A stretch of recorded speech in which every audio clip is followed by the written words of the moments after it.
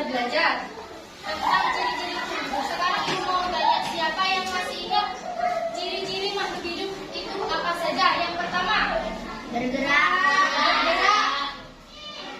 kalau makhluk hidup itu duduk-duduk dan minum apa enggak?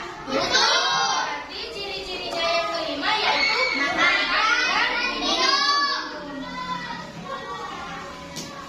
Kalian sudah paham tentang ciri-ciri makhluk hidup. Sekarang ibu mau cerita. Di suatu tempat ibu bilang, pada hari Senin menuju kebun binatang sejumlah 1.250 orang. Contohnya seperti ini, 1.250.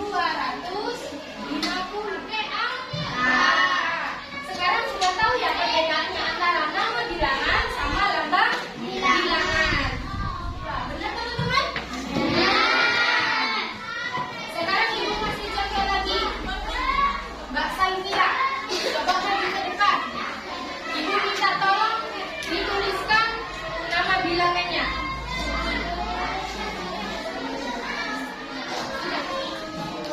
Benar?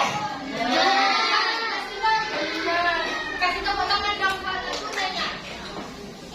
Makanan 4 sehat 5 sempurna itu terdiri dari apa saja?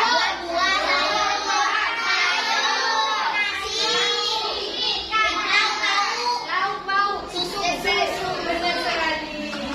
Ingat ya nama bilangan sama lambang bilangan ya. Sekarang ibu ada soal lagi. Berapa jarak yang ditempuh Mbak Salvira selama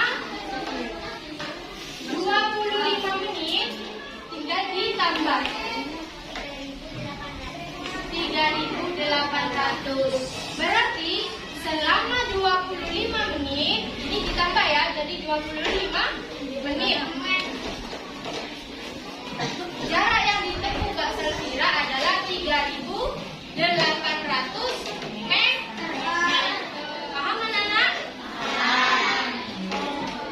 Biar fokus lagi, kita tepuk semangat dulu yuk. Tepuk semangat.